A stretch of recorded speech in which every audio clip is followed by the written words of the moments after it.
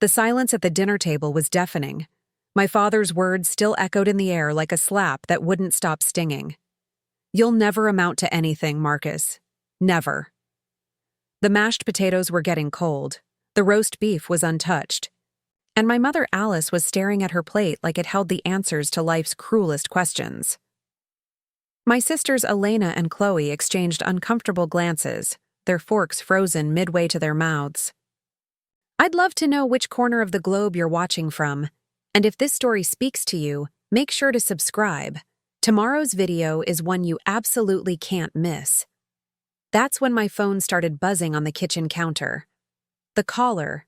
ID made my heart skip a beat. It was my boss, Catherine Reed, CEO of Meridian Industries. She never called on Sunday evenings. Never. But what she was about to tell me would flip my entire world upside down and prove my father spectacularly wrong, in ways he could never imagine. But let me start from the beginning, because this story isn't just about one phone call. It's about 26 years of being the family disappointment, the black sheep, the one who supposedly couldn't do anything right. It's about building something extraordinary in secret while everyone around you treats you like you're invisible. Growing up in the Henderson household meant living under the shadow of impossible expectations. Our house on Maple Street in suburban Denver looked picture-perfect from the outside. White picket fence, manicured lawn, two-car garage, and a father who wore his success like a badge of honor. John Henderson wasn't just successful. He was the kind of man who made sure everyone knew it. He owned Henderson and Associates, a mid-sized accounting firm that had been thriving for over 2 decades. In our neighborhood, mentioning the Henderson name meant something. It meant reliability, tradition, and most importantly, respectability. My father had built his reputation on being the dependable family man who knew how to handle money and manage people's financial futures. But inside our house, behind those perfectly painted walls, the story was different. My father ruled with an iron fist wrapped in disappointment. He had very specific ideas about what his children should become, and I had failed to live up to every single one of them. Elena, my older sister, was the golden child. She followed the path my father had laid out perfectly. Bachelor's degree in business administration, MBA from Colorado State, and now she was a junior partner at a prestigious law firm downtown. Every family gathering, my father would beam with pride when talking about Elena's latest courtroom victory or her recent promotion. She was everything he wanted in a daughter. Ambitious, traditional, and most importantly, she made him look good in front of his friends. Chloe, my younger sister, had taken a different but equally acceptable route in my father's eyes. She married, young to a successful real estate developer named Brad, had 2 beautiful children, and lived in a stunning house in Cherry Creek. She was the perfect housewife and mother, organizing charity events and hosting dinner parties that made the local society pages. My father loved bragging about her picture-perfect family and how well she had settled down. Then there was me. Marcus Henderson, age 26, the family embarrassment. I had dropped out of college after 2 years, much to my father's horror. While Elena was acing her business courses and Chloe was finding her perfect husband, I was spending my nights hunched over a computer, teaching myself programming languages and diving deep into the world of software development. I tried to explain to my father that the tech industry was exploding, that there were opportunities he couldn't even imagine, but he dismissed it all as playing with computers. Real men build real businesses, he would say. They don't waste their time with gadgets and games. What my father didn't understand was that I wasn't playing games or wasting time. I was building something bigger than he could comprehend. But in his eyes, I was just the son who had thrown away a perfectly good education to pursue a hobby.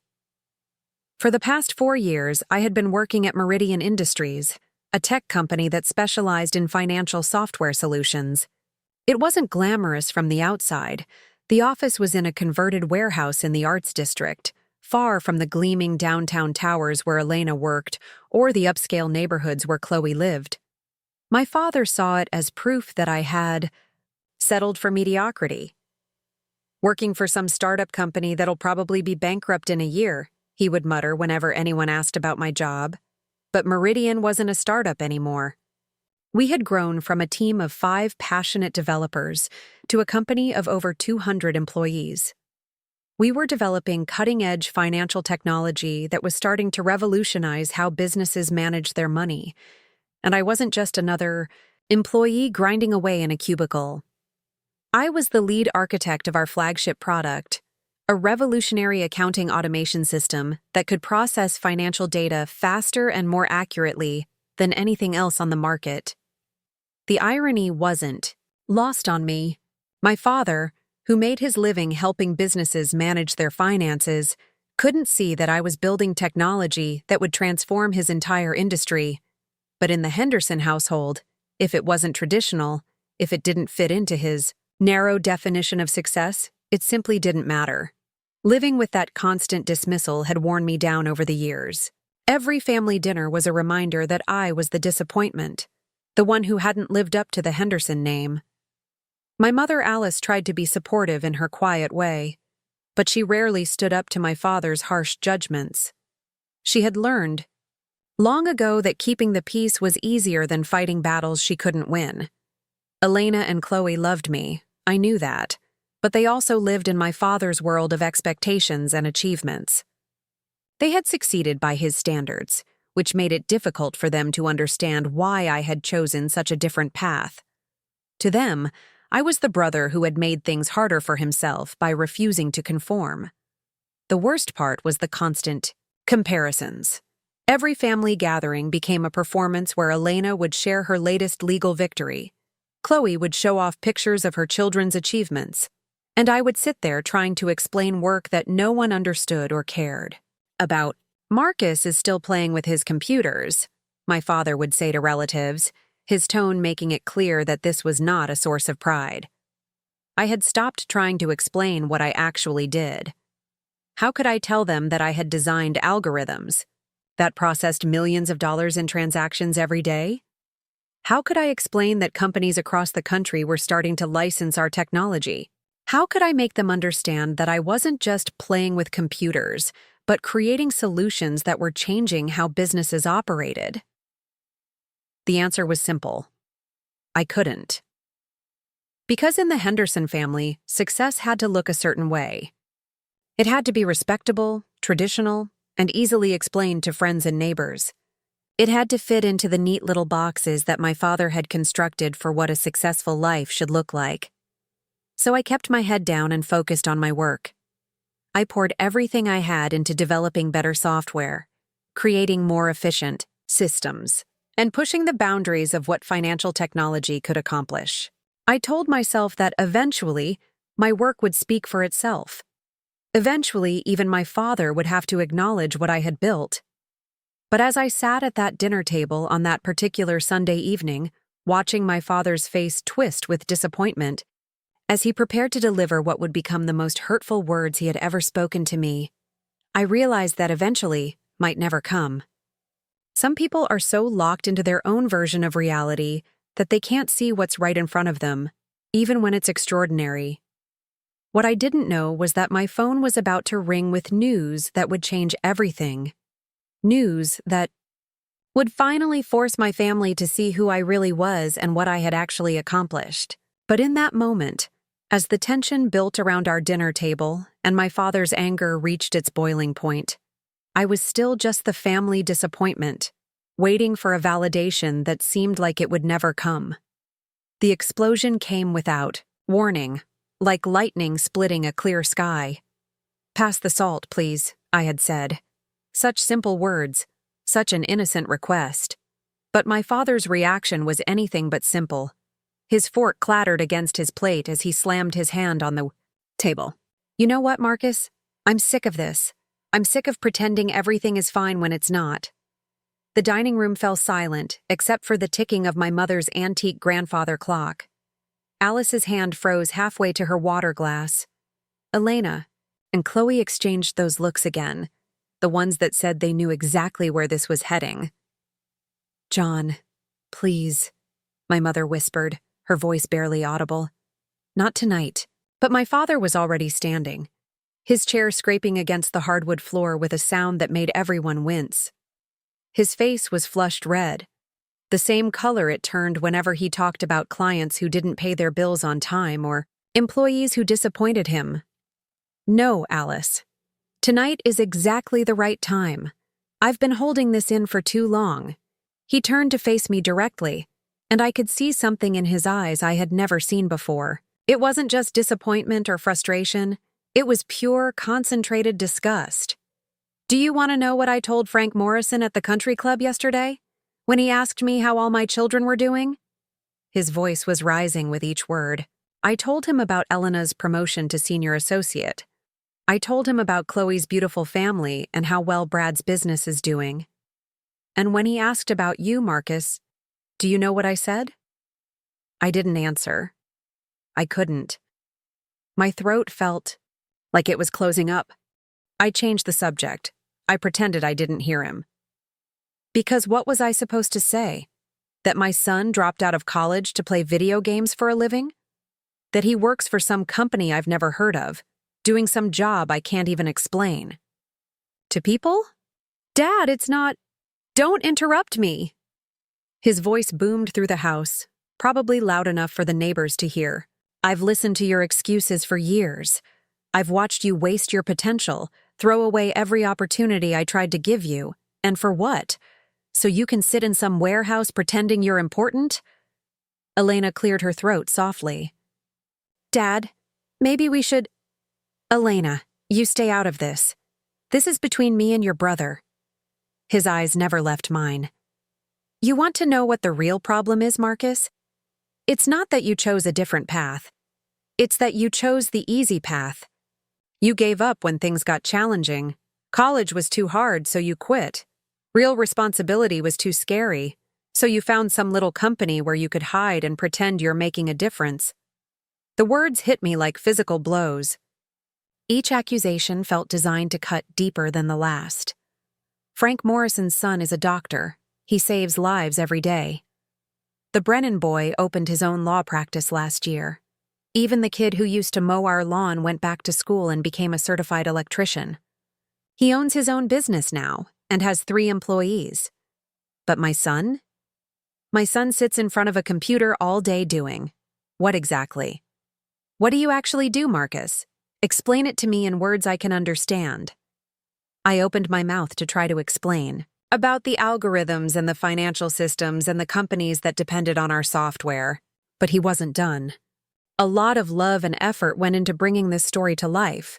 If you're enjoying it, we'd be so grateful if you'd subscribe to our channel.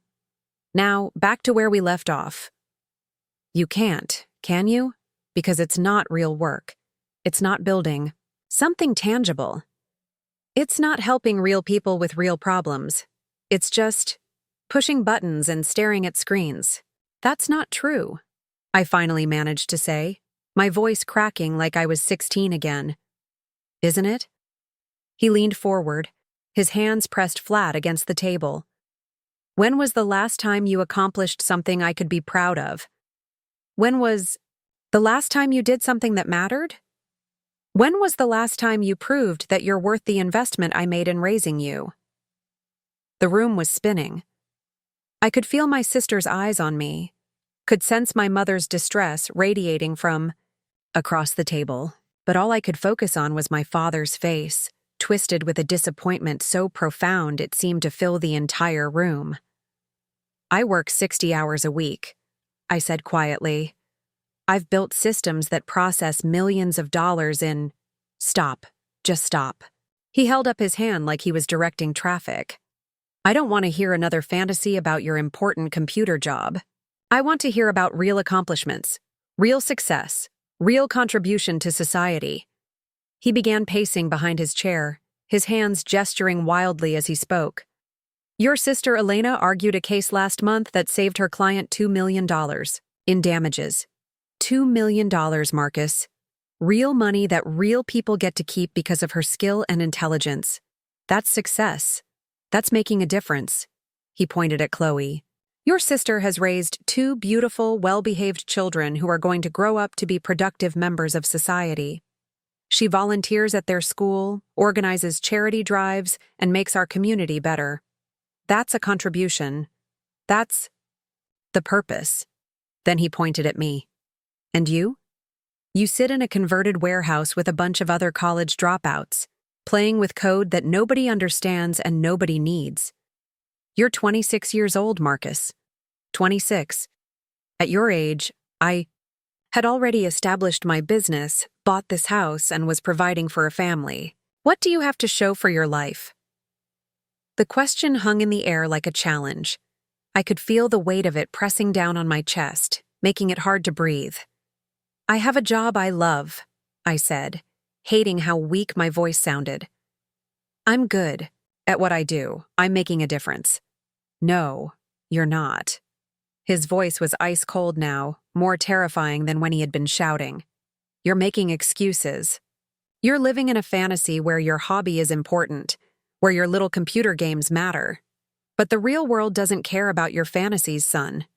The real world rewards real achievement, real success, real men who build real things. He walked around the table until he was standing directly behind my chair. I could feel his presence looming over me like a storm cloud. I've watched you for 4 years now, telling yourself that you're building something meaningful. But look, around this table. Look at what real success looks like. Your sisters didn't need to invent some fantasy career to feel important. They didn't need to pretend their work was special. They just got out there and achieved something. My mother was crying now, silent tears streaming down her cheeks. Elena was staring at her plate like she wished she could disappear. Chloe was holding her napkin so tightly her knuckles were white. You know what I think, Marcus? My father's voice was barely above a whisper now, but somehow that made it more terrifying. I think you're scared. I think you're scared of real responsibility, real pressure, real expectations.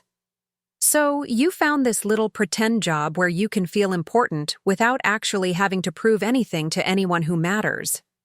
He paused, and I could hear him breathing behind me. You're not building anything, son. You're hiding. And the worst part is, you've convinced yourself that hiding is the same thing as succeeding. The silence that followed was absolute. Even the grandfather clock seemed to have stopped ticking. Then he delivered the words that would echo in my mind for the rest of my life. You'll never amount to anything, Marcus. Never. Because you don't have what it takes to build something real.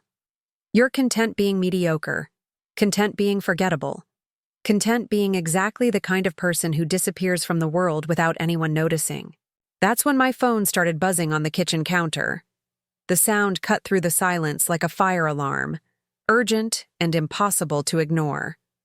Catherine Reed, my boss, calling on a Sunday evening at 7:47 p.m. She never called this late. She never called on weekends. In 4 years of working for her, she had never once interrupted my personal time unless it was a genuine emergency.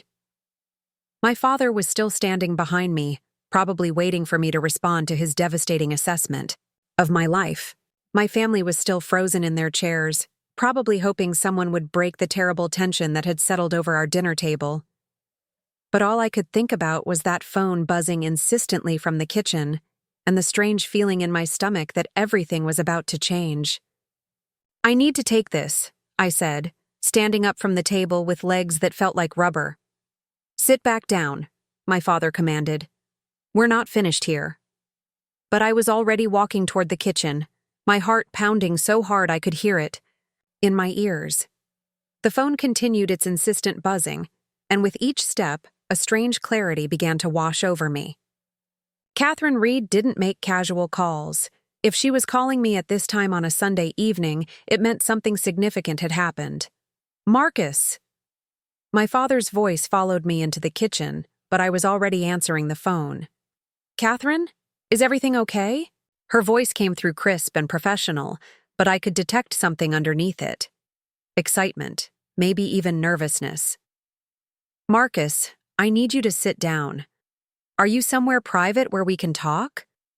I glanced back toward the dining room, where my family was still frozen in tableau, my father's face growing redder by the second, as he realized I had chosen to answer a work call instead of continuing our conversation.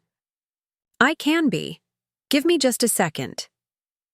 I walked through the kitchen and out onto the back patio, closing the sliding door behind me. The cool evening air hit my face like a wake-up call. Through the glass, I could see my father gesturing angrily while my mother tried to calm him down. Okay, I'm here. What's going on? Catherine took a deep breath. Marcus, I'm going to cut straight to the chase. 3 hours ago, I received a call from Mitchell Crane. The name hit me like a physical force. Mitchell Crane was the CEO of Pinnacle Financial Systems, one of the largest financial technology companies in the world. They were the giants of our industry, the company that every smaller firm either aspired to become or feared being crushed by. Mitchell Crane called you personally? I managed to ask. He did. And Marcus, he wasn't calling to chat about the weather. He was calling about you. My knees actually gave out. I had to grab onto one of the patio chairs to steady myself. Through the glass door, I could see my father pacing back and forth in the dining room, probably delivering another lecture about respect and responsibility to my sisters and mother. About me? How does Mitchell Crane even know I exist? That's where this gets interesting, Catherine continued.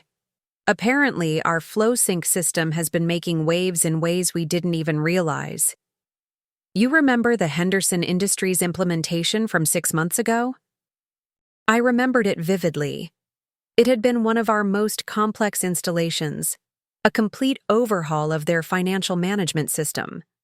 The company had been drowning in inefficient processes, spending weeks every month just trying to reconcile their books. I had spent 3 months designing a custom solution that automated 90% of their financial reporting. Of course, they were able to cut their monthly closing process from 3 weeks down to 2 days. Marcus, they weren't just happy with the results. They were so impressed that they started talking about it. Word spread through their industry network. Other companies started asking questions. And one of those companies happened to be Pinnacle, Financial's biggest client. My mind was racing, trying to piece together what she was telling me. Which client? Morrison and Associates. The irony hit me like a lightning bolt. Morrison and Associates, Frank Morrison's accounting firm. The same. Frank Morrison, who had asked my father about me at the country club. The same conversation that had triggered tonight's devastating dinner confrontation. Marcus, are you still there? Yeah, I'm here. I'm just processing. Well, process this. Frank Morrison has been raving about our system to everyone who will listen. He's been telling other firms that we've created something revolutionary.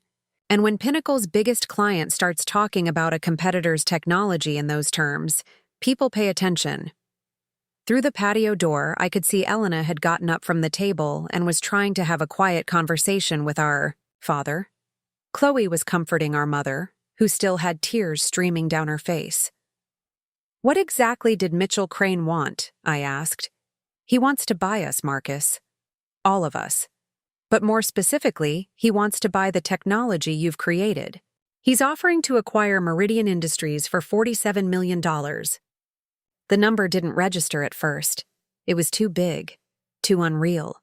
$47 million for the company I had helped build, for the technology I had developed in that converted warehouse my father dismissed as a playground. But that's not even the best part, Catherine continued. He doesn't just want to buy the company. He wants to hire you as the chief technology officer of their entire operation. Marcus, he's offering you a position that would make you responsible for the financial technology systems used by over 30,000 businesses across North America. I had to sit down. The patio chair felt surreal beneath me, like I was floating in some kind of dream. He wants me to be the CTO of Pinnacle Financial? With a starting salary of $350,000 per year, plus equity options that could be worth millions more if the company continues to grow at its current rate. The sliding door opened behind me, and I turned to see Elena stepping out onto the patio. Her face was filled with concern, probably wondering if I was okay after the emotional assault I had just endured at the dinner table. "Marcus," she whispered, "Dad's really upset. Maybe you should—" I held up a finger, indicating I needed another moment to finish the call. "Catherine, this is incredible. But why is this happening so fast? Usually, acquisitions take months of negotiations." "That's because Mitchell Crane isn't just thinking about this as a business acquisition. He's thinking about it as a strategic necessity. Apparently, they've been trying to develop similar automation technology for over 2 years, and they've spent nearly $15 million without achieving anything close to what you built. When he realized we had already solved the problems his team couldn't crack, he decided it was more cost-effective to acquire us than to continue trying to compete with us." Elena was watching me with growing curiosity. Even from 20 feet away, she could probably tell that this wasn't a typical work call. "There's something else," Catherine continued. "He wants to announce the acquisition at the National Financial Technology Conference next month. It's the biggest industry event of the year, with over 5,000 attendees. He wants you to be the keynote speaker, presenting our technology to the entire industry." The National Financial Technology Conference. I had attended it for the past 3 years as a regular attendee, sitting in the back rows, watching industry leaders discuss the future of financial technology. Now, I was being invited to be the keynote speaker. "Marcus, I need you to understand what this means." Catherine's voice became more serious. "This isn't just a job offer. This is recognition that you've created something genuinely revolutionary. The largest company in our industry is willing to pay $47 million, specifically to acquire the technology you developed. Your algorithms, your automation systems, your integration protocols, they're not just good, they're industry-changing." I looked through the patio door at my family.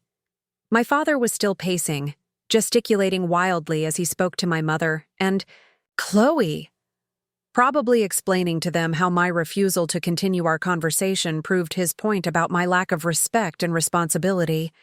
If only he knew that the phone call he was so angry about was changing everything. "Catherine, I need to ask you something. This Morrison & Associates implementation, when did Frank Morrison start talking about it to other firms?" "According to Mitchell Crane, it's been building over the past few months. Apparently, Morrison has been using our system as a selling point when he pitches new clients. He tells them about how we transformed his operations, how much time and money he's saving. Mitchell said Morrison has turned into our unofficial spokesperson. So, while my father was telling Frank Morrison that he couldn't even explain what I did for a living, Frank Morrison was out there telling the entire industry that what I had built was revolutionary. Marcus, I need an answer by tomorrow morning. Mitchell Crane wants to move fast on this.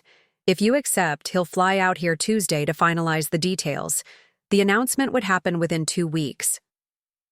I looked at my reflection in the patio, Dr. Glass. Behind it, I could see my family still dealing with the aftermath of my father's explosion. They had no idea that their disappointing son and brother was about to become the CTO of one of the most powerful companies in the financial technology industry. "Catherine, I'll call you back in an hour. I need to handle some things here. First, of course. But Marcus, congratulations. You've earned this. What you've built is extraordinary. And finally, the right people are paying attention." After I hung up, Elena immediately approached me.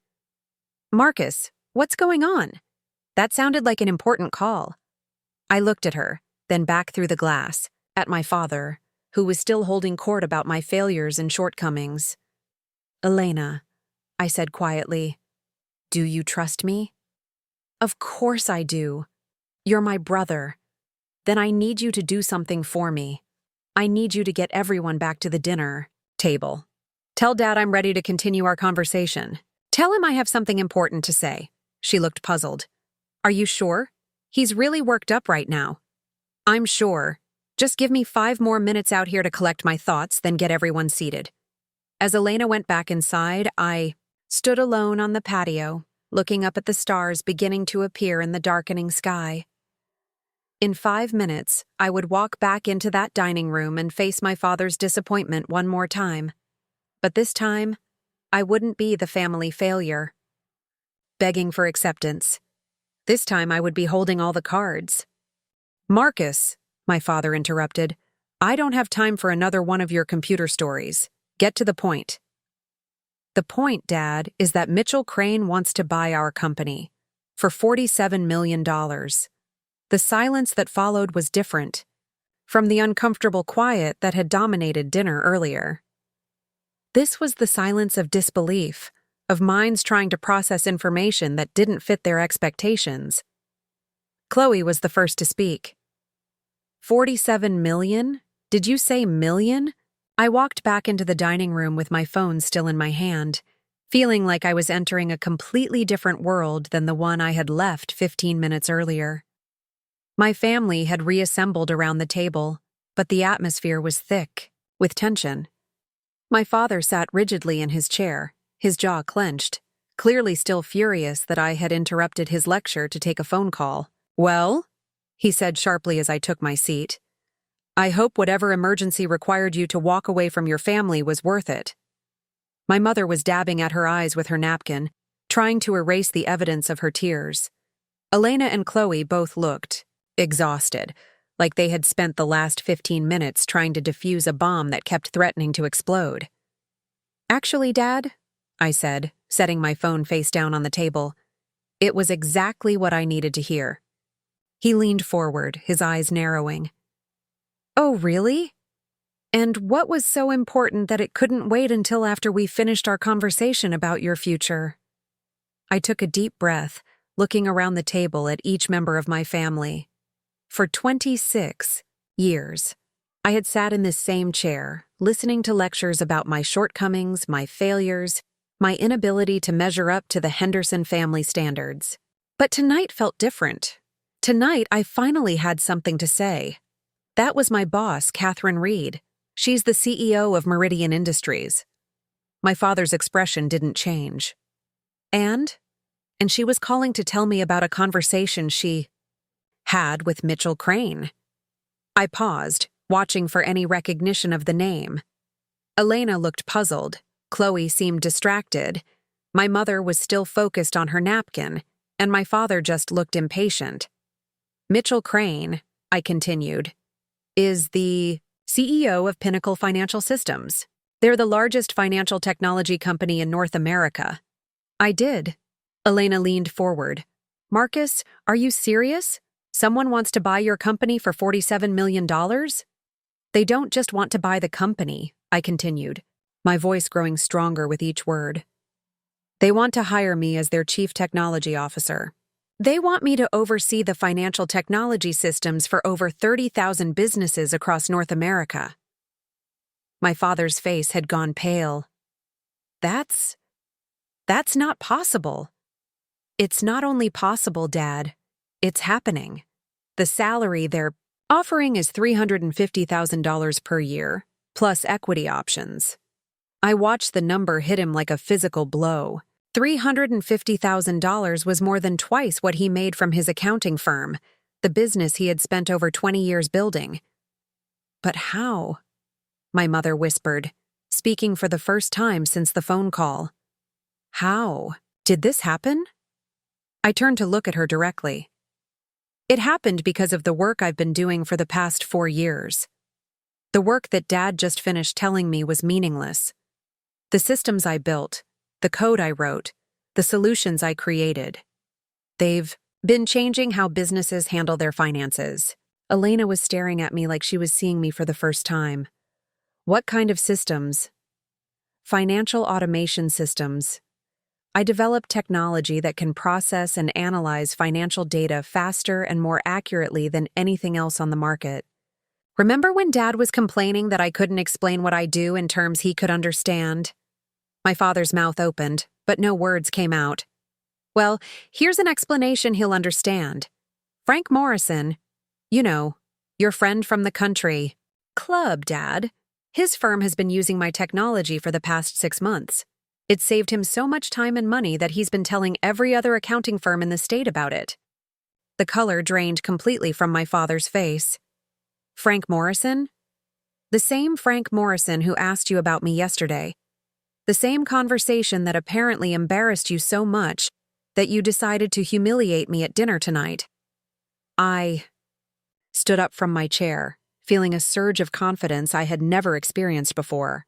While you were changing the subject because you were ashamed to talk about my work, Frank Morrison was out there telling the entire industry that what I built was revolutionary.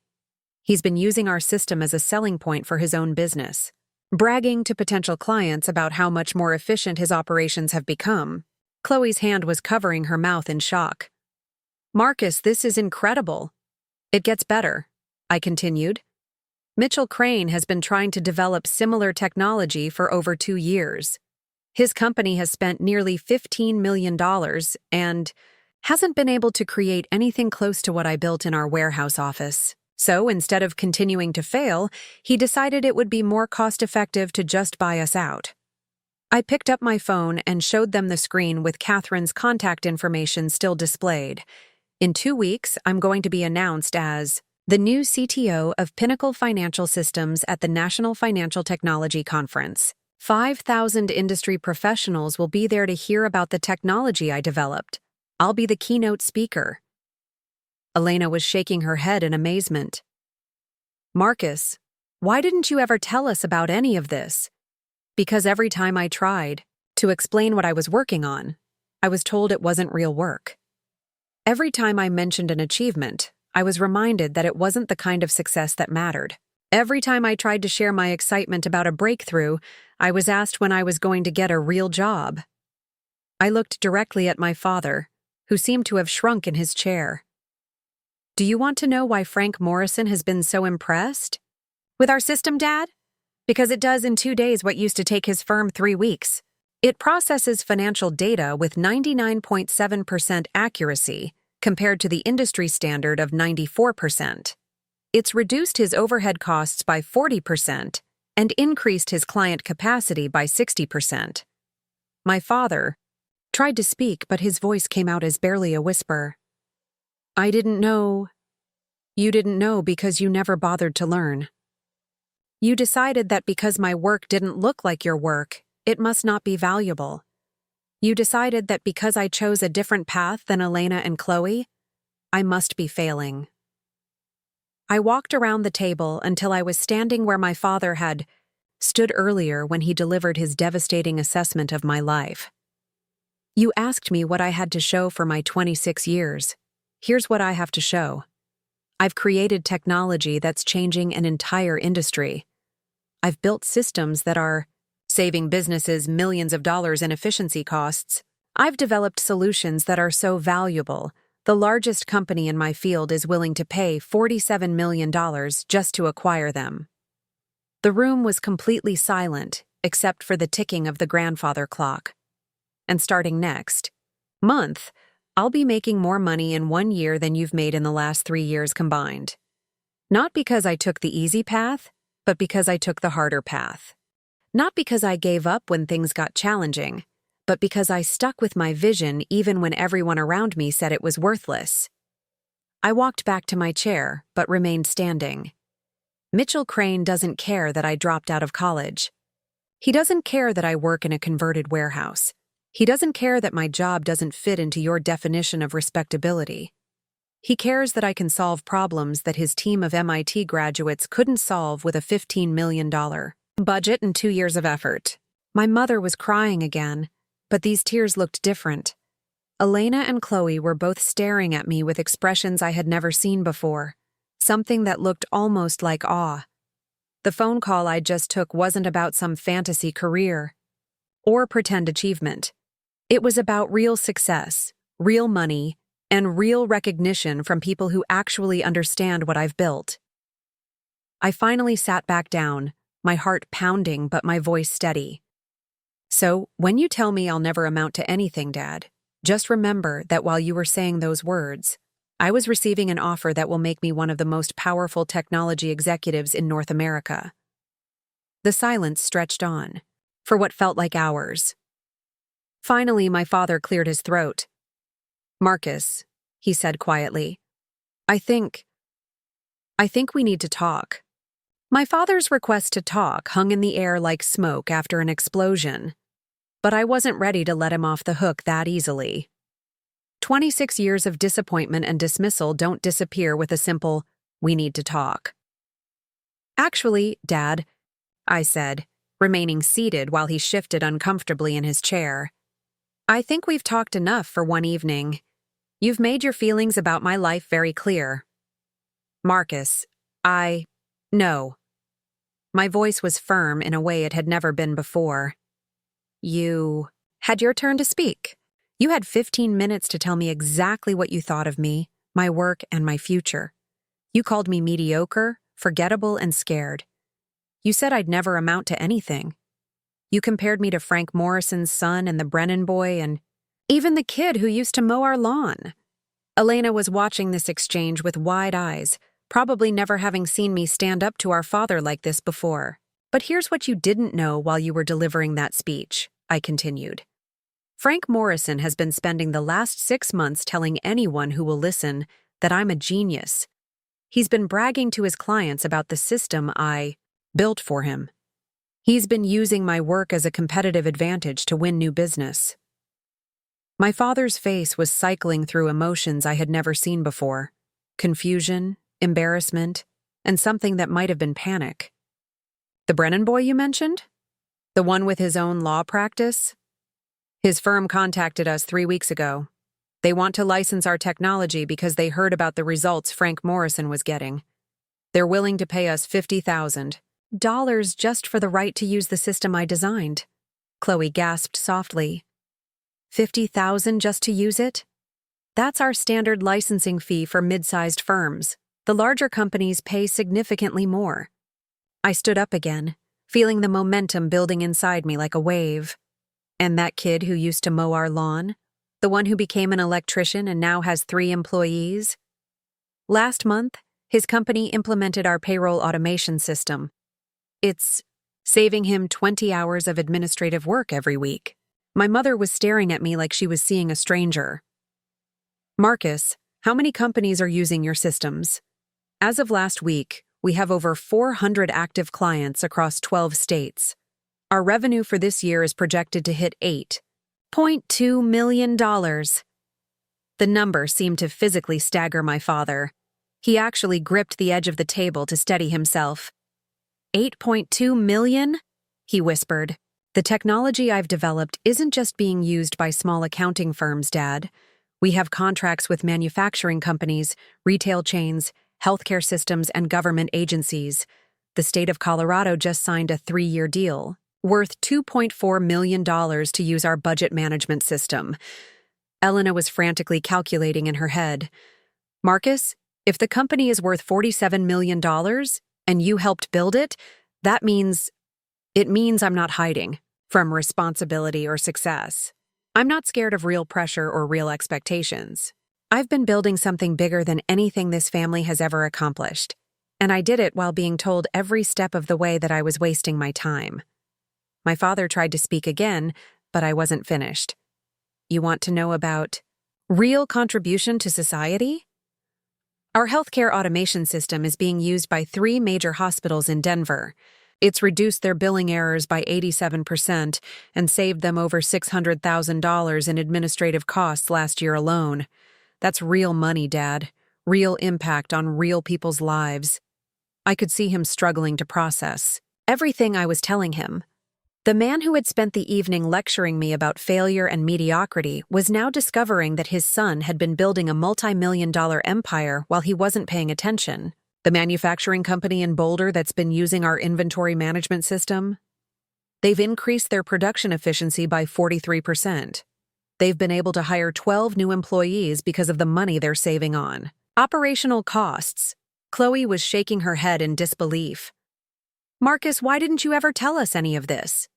"Because every time I tried to share good news about work, I was told it wasn't a real achievement.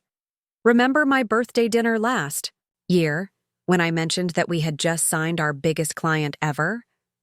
Dad changed the subject to ask Elena about her latest case. When I tried to explain that we had automated their entire financial reporting system, he said, "That's nice, dear," and started talking about something else. My mother's eyes were filled with tears again, but this time they looked like tears of regret. "Remember Christmas, when I mentioned that Forbes had written an article about emerging fintech companies and included us in their list of ones to watch?" Dad said, "That's great, son," without even looking up from his newspaper. I walked over to where my father was sitting, looking down at him for the first time in my adult life. "You've been so busy being embarrassed by what you thought I was. Doing that, you completely missed what I was actually accomplishing. While you were telling Frank Morrison that you couldn't explain my job, Frank Morrison was explaining to his industry colleagues that I had revolutionized his business." My father finally found his voice, though it came out shaky and uncertain. "Marcus, I had no idea." "Of course you had no idea. Because you never asked. You never showed interest. You never tried to understand. You just decided that because my success didn't look like your success, it must not be real success." I pulled out my phone and opened my email. "Do you want to see the Forbes article, Dad? The one where they called me one of the most innovative minds in financial technology? Or would you prefer to see the interview I did with TechCrunch last month, where they described our company as the future of business automation?" Elena leaned forward eagerly. "Marcus, can I see those?" I handed her my phone, and she began scrolling through the articles. Her eyes grew wider with each paragraph. She read, "Oh my God," she breathed. "Marcus, listen to this.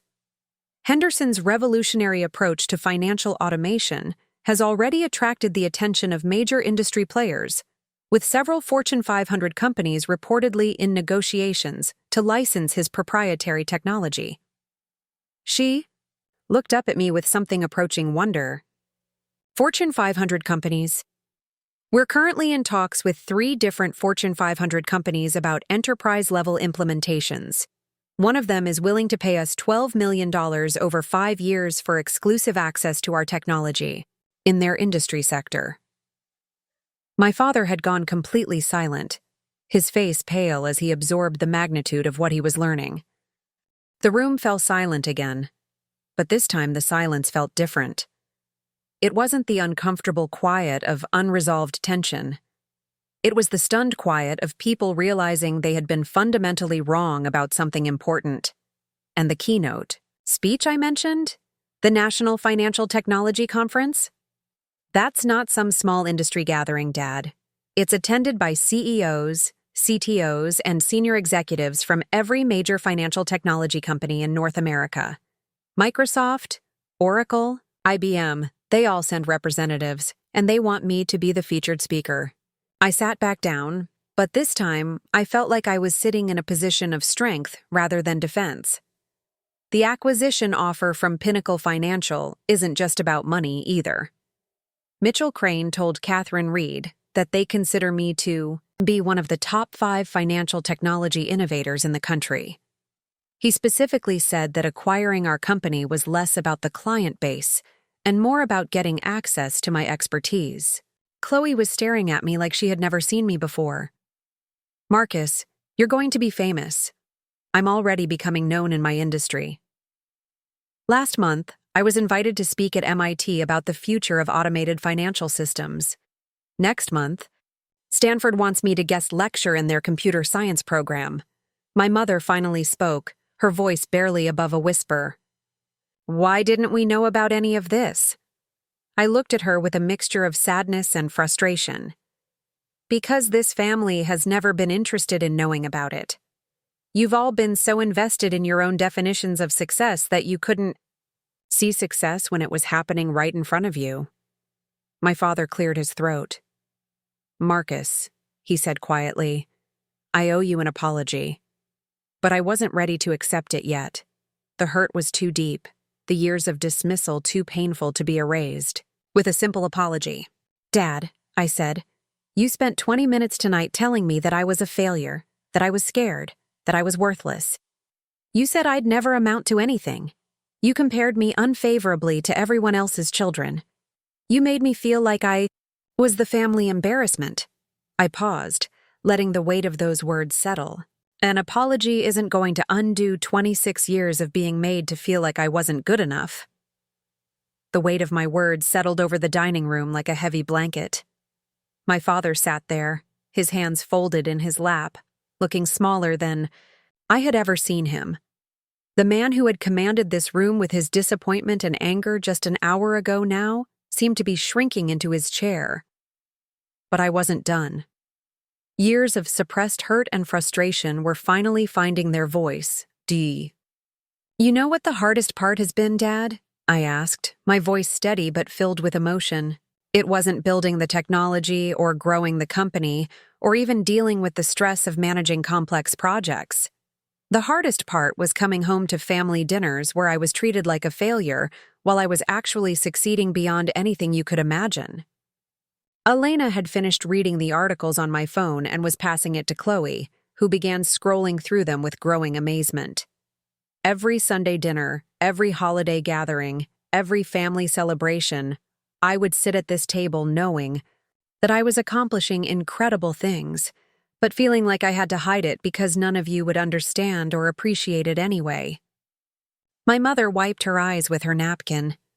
Marcus, we would have been proud of you if we had known. Would you have been? I challenged myself.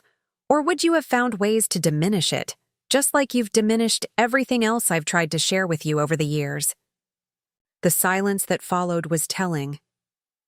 Last Christmas, when I mentioned that we had been featured in TechCrunch, Dad asked me if I was ever going to get a real job at a real company. When I tried to explain that we were already a real company, with real clients and real revenue, he said, well, maybe someday you'll work for a company people have actually heard of. I stood up and walked to the window overlooking our backyard, the same backyard where I used to play as a child, dreaming about what I would become when I grew up. Well, now I'm going to work for a company that everyone has heard of. Pinnacle Financial Systems is traded on the NASDAQ. They have offices in 14 countries. Their annual revenue is over $2 billion, and they want me to run their technology division. When I turned back around, Chloe was staring at her phone screen with her mouth open. Marcus, she said slowly, there's a video here of you giving a presentation at some conference in San Francisco. There are over 50,000 views. That was the Western Technology Summit last September. I was invited to present our automation platform to an audience of tech executives and venture capitalists. She continued scrolling. And there's another one from something called the Innovation Leadership Forum. Marcus, you're actually kind of famous in your industry, aren't you? I've been building a reputation for the past 2 years. Industry publications have started referring to me as a thought leader in financial automation. I've been invited to join advisory boards for 3 different tech startups. Elena looked up from her own phone, where she had apparently been doing some research of her own. Marcus, I just looked up Meridian Industries. Your company has a Wikipedia page. We do. And it says here that you're listed as the Chief Innovation Officer and lead architect of something called the FlowSync platform. That's correct. My father finally spoke, his voice barely audible. Chief Innovation Officer? Catherine promoted me 8 months ago. It came with a salary increase and equity options that will be worth over $1 million when the Pinnacle acquisition goes through. The number seemed to echo in the silence that followed. But more importantly, I continued, it came with recognition. For the first time in my professional career, I had a title that reflected the value I was creating. I wasn't just a programmer or a developer or a tech worker. I was an officer of the company, responsible for driving innovation and growth. I walked back to the table and sat down, but this time I felt like I was sitting in a completely different chair in a completely different room. Do you want to know what Mitchell Crane said to Catherine when he made the acquisition offer? He said that acquiring Meridian Industries was really about acquiring me. He said that in his 30 years in the tech industry, He had rarely encountered someone who could combine technical brilliance with business vision the way I do. My mother was crying openly now, but these weren't tears of disappointment or frustration. They were tears of regret and missed opportunities. He said that he had been watching my career for over a year, following my presentations and reading my published papers on financial automation theory. He said that when he realized I was the architect behind the technology that was disrupting his industry, he knew he had to find a way to bring me into his organization. Elena reached across the table and took my hand.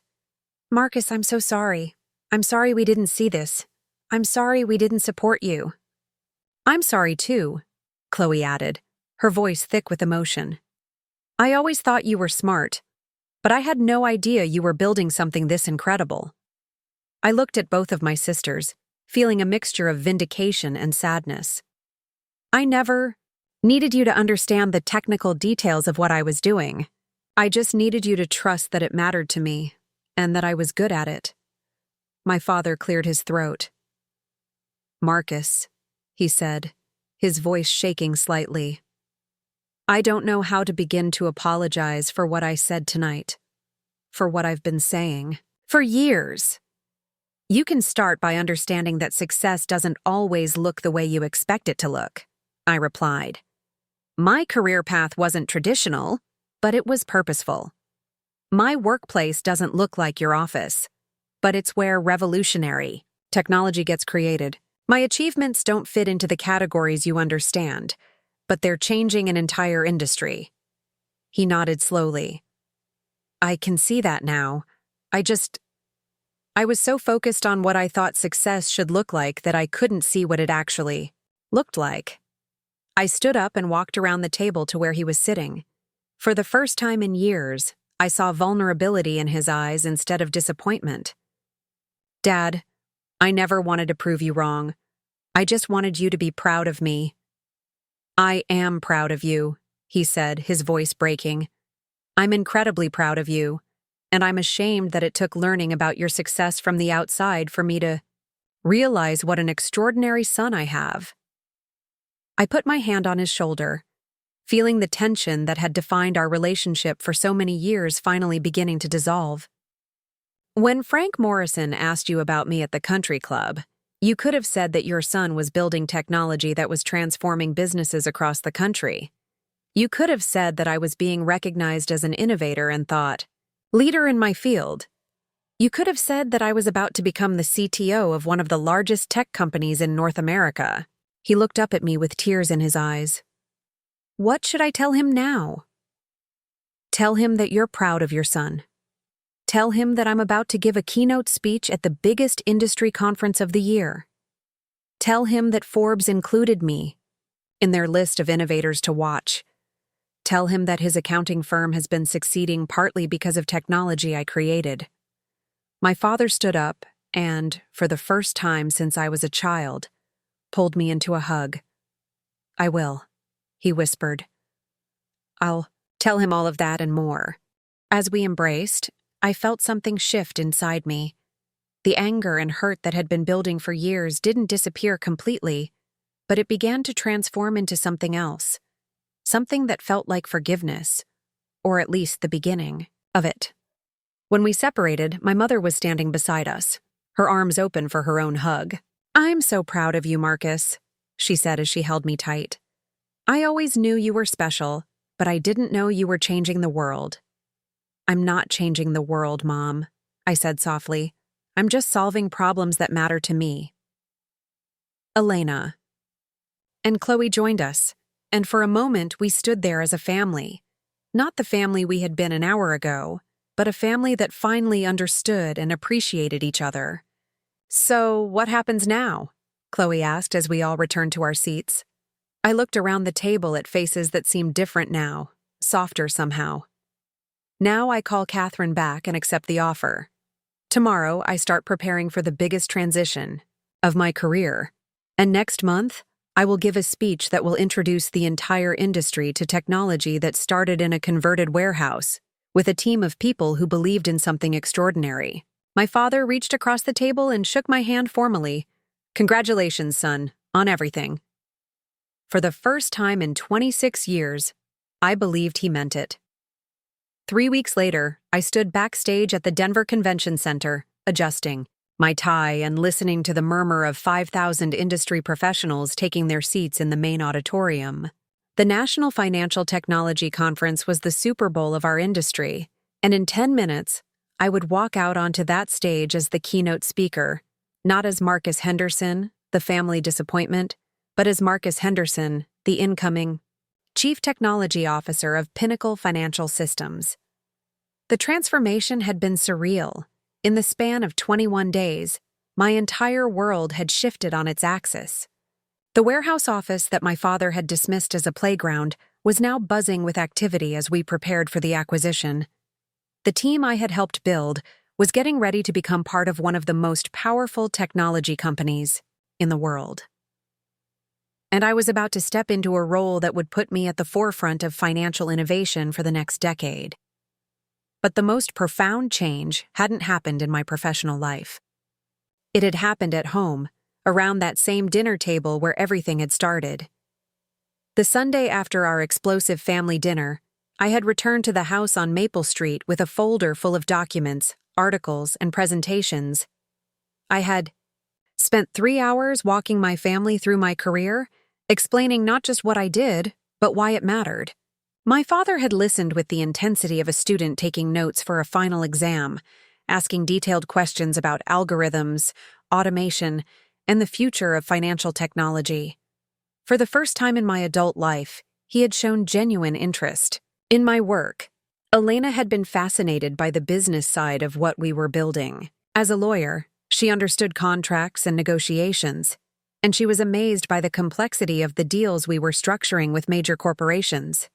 She had even offered to help review some of our legal documents, bringing her expertise to bear on my world in a way that felt collaborative rather than condescending. Chloe, meanwhile, had become my unofficial marketing department.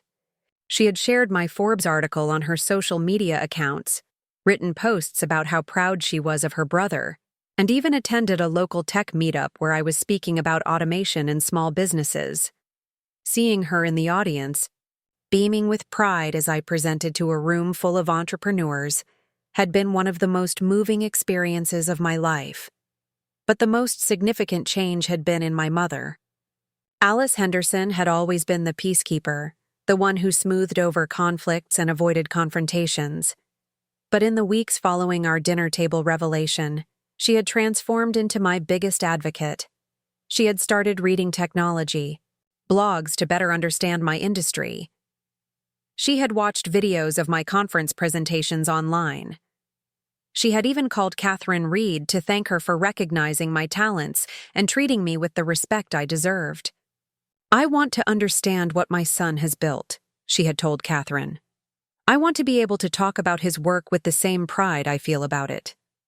The acquisition process itself had been a whirlwind of meetings, negotiations, and due diligence reviews. Mitchell Crane had flown to Denver the Tuesday after Catherine's call, just as promised. He was nothing like what I had expected from the CEO of a multi-billion-dollar corporation. He was soft-spoken, thoughtful, and genuinely curious about the technical details of what we had created. "I've been in this industry for 30 years, he had told me during our first face-to-face meeting. "I've seen a lot of smart people build a lot of impressive technology. But what you've accomplished here is different. You haven't just created better software, you've reimagined how financial systems should work." The meeting lasted 4 hours, during which he grilled me on everything from the mathematical foundations of our algorithms to my vision for the future of automated financial management. By the end of it, I knew that this wasn't just an acquisition. It was a meeting of minds between two people who shared a passion for using technology to solve real-world problems. The terms of the deal had been even better than Catherine had initially described. In addition to the $47 million acquisition price and my CTO salary, Pinnacle was committing to invest an additional $20 million in research and development for our platform. They were giving me a team of 50 engineers and analysts to help scale our technology globally. And they were promising to maintain our company culture and values as we integrated into their larger organization. But perhaps most importantly, they were giving me the freedom to continue innovating. My new role wouldn't just be about managing existing systems, it would be about pushing the boundaries of what financial technology could accomplish. As I stood backstage, waiting for my introduction, I thought about all the people who had helped make this moment possible. Catherine Reed, who had believed in my vision when I was just another programmer with big ideas. My team at Meridian, who had worked countless late nights to turn those ideas into reality. The clients who had trusted us with their businesses and given us the feedback we needed to improve our systems. And yes, even my family. Because as painful as their lack of understanding had been, it had also driven me to prove myself in ways I might not have otherwise. Their skepticism had forced me to be better, to work harder, and to never settle for good enough. The irony wasn't lost on me that Frank Morrison, the man whose question had triggered my father's devastating dinner speech, was sitting in the front row of the auditorium. He had approached me during the cocktail reception the night before, grasping my hand with both of his and thanking me profusely for the impact our system had made on his business.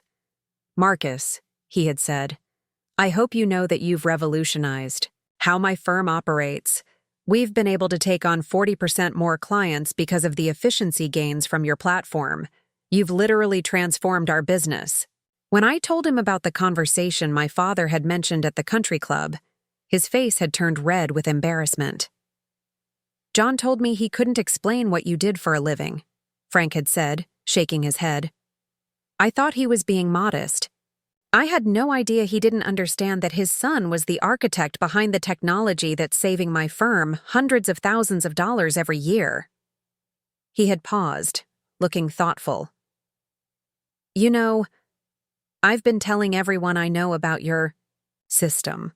Half the accounting firms in Denver are using your technology now because I've been raving about it to anyone who will listen." That conversation had brought the full circle of the story into sharp focus. While my father had been ashamed to discuss my work, his friend had been promoting it throughout the industry. While I was being dismissed as a failure at family dinners, I was being celebrated as an innovator in conference halls and corporate boardrooms. "Ladies and gentlemen," the conference moderator's voice boomed through the backstage speakers, "please welcome the Chief Technology Officer of Pinnacle Financial Systems and the architect of the FlowSync automation platform, Marcus Henderson, the E." Applause was thunderous as I walked out onto the stage. 5,000 people rose to their feet in recognition of what we had built. The stage lights were bright, but I could make out faces in the audience. Industry leaders I had admired for years, competitors who had become colleagues, clients who had become advocates. And there, in a section reserved for family and friends, were the people who mattered most to me. My mother and father sat in the front row of that section, my father wearing a suit I had never seen before, and a smile I had rarely seen in recent years. Elena and Chloe were beside them, both dressed professionally and looking like they belonged in this world of technology and innovation. Behind them sat my entire team from Meridian Industries, the people who had believed in our vision when it was still just lines of code on a computer screen. Catherine Reed was there, beaming with the satisfaction of someone who had just orchestrated the deal of a lifetime. Even some of our major clients had flown in for the announcement, wanting to be present for what they knew was a historic moment in our industry. I began my speech by talking about the evolution of financial technology, tracing the arc from manual bookkeeping to automated systems. I explained how traditional approaches to financial management had created bottlenecks and inefficiencies that were holding businesses back from reaching their full potential. I outlined the technical challenges we had faced in developing truly intelligent automation and the breakthrough moments that had led to our current platform. But as I got deeper into the presentation, I realized that this wasn't just a speech about technology. It was a speech about vision, persistence, and the courage to pursue something that others couldn't yet see. 7 years ago, I told the audience, I was working out of a converted warehouse with a team of 5 people who shared a crazy idea. We believed that financial management didn't have to be complicated, time-consuming, or error-prone. We believed that the right technology could free businesses from the administrative burden of financial reporting and let them focus on what they do best. I clicked to the next slide, which showed a timeline of our growth from that first warehouse office to our current status as part of Pinnacle Financial Systems. But the hardest part wasn't solving the technical challenges or building the algorithms or even finding our first clients. The hardest part was maintaining faith in our vision when the people around us couldn't see what we were building. I paused, looking out at the audience, my eyes finding my family in their seats. Innovation requires belief, not just belief in your technology, but belief in your ability to see possibilities that others can't yet imagine. It requires the willingness to be misunderstood, to be dismissed, to be told that what you're working on doesn't matter. The auditorium was completely silent except for the soft hum of the air conditioning system. But here's what I've learned. The value of what you create isn't determined by whether other people understand it. It's determined by whether it solves real problems for real people in real ways. The market will eventually recognize good technology, even if your family dinner table doesn't. I saw my father wipe his eyes with his handkerchief, and my mother reach over to squeeze his hand. The platform we've built isn't just software. It's a new way of thinking about financial management. It's a tool that gives businesses the freedom to focus on growth instead of paperwork, on innovation instead of administration, on their future instead of their filing cabinets. I spent the next 20 minutes walking through specific use cases, showing how our technology had transformed businesses across different industries. I demonstrated the platform live, processing a complex financial scenario in real time that would have taken traditional methods hours or days to complete. But the heart of my presentation was about something bigger than technology. It was about the importance of supporting innovation, even when you don't fully understand it. It was about recognizing that the next breakthrough might come from an unexpected place, created by people working in ways that don't fit traditional definitions of success. The future of financial technology won't be built in corporate research labs by teams following established methodologies, I said as I reached the conclusion of my presentation. It will be built by people who are willing to challenge assumptions, question established practices, and imagine better ways of doing things that everyone else considers impossible. I clicked to my final slide, which showed our company logo transitioning into the Pinnacle Financial Systems logo, symbolizing our integration into something larger while maintaining our innovative spirit. The acquisition we're announcing today isn't just about combining two companies. It's about combining two visions of what financial technology can become. It's about taking the innovative approach that built FlowSync and scaling it to serve businesses around the world. The applause began before I finished speaking, building to another standing ovation that lasted for several minutes. As I stood there, looking out at an industry that was celebrating what we had accomplished, I felt a profound sense of completion. After the presentation, there was a reception where attendees could network and discuss the implications of the acquisition.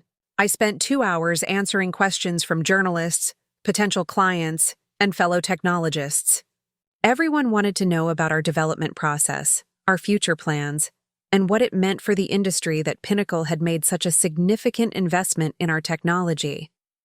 But the conversation that mattered most to me happened in a quiet corner of the reception hall, where my family had gathered to wait for me. "Marcus," my father said as I approached, "I don't have words for how proud I am of you right now." "You did have words, Dad," I replied gently. "You just hadn't found the right ones yet." He smiled, a real smile that reached his eyes. "I found them tonight. My son is brilliant. My son is changing the world. My son is exactly the kind of person I hoped he would become, even if he became it in a way I never expected." Elena hugged me tightly. "That was incredible, Marcus. I finally understand. What you've been building all these years, it's not just impressive, it's revolutionary." Chloe was practically bouncing with excitement. I recorded the whole thing on my phone. I'm going to share it with everyone I know. I want the whole world to see how amazing my brother is. But it was my mother's reaction that affected me most deeply. She took my face in her hands and looked directly into my eyes. "I'm sorry," she said simply. "I'm sorry we didn't see you. I'm sorry we didn't support you. I'm sorry we made you feel like you had to prove yourself to us instead of just letting you know that we loved you exactly as you are." "Mom," I said softly, "you don't need to apologize. You all see me now. That's what matters." As we left the convention center that night, walking through the Denver streets under a clear sky full of stars, I reflected on the journey that had brought us to this moment. The path from that explosive family dinner to this night of recognition had been shorter in time than I would have expected, but longer in emotional distance than I could have imagined. 6 months later, I was settled into my new role at Pinnacle Financial Systems, leading a team that was expanding our automation platform to serve businesses in 15 countries. The technology we had developed in that converted warehouse was now processing over $50 billion in financial transactions every month. Industry publications were calling it the most significant advancement in financial automation in over a decade. But the success that meant the most to me was much smaller and more personal. It happened every Sunday evening when I returned to the house on Maple Street for family dinner. Now, instead of sitting at that table feeling like an outsider, I sat there as someone whose work was understood, valued, and celebrated. My father had become genuinely curious about technology, asking me detailed questions about artificial intelligence, machine learning, and the future of automation. He had even started reading industry publications so he could better understand the context of my work. Elena had taken a position as general counsel for a tech startup, inspired by her exposure to my world to explore how law and technology intersected. Chloe had started volunteering with local organizations that taught coding to underprivileged children, wanting to help create opportunities for the next generation of innovators.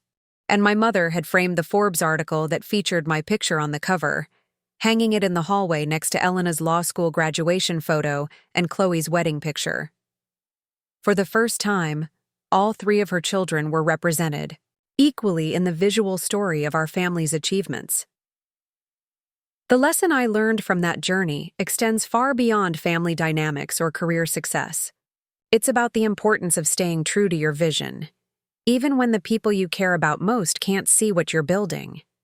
It's about understanding that validation from others is wonderful when it comes, but it can't be the foundation of your self-worth or the measure of your contribution to the world.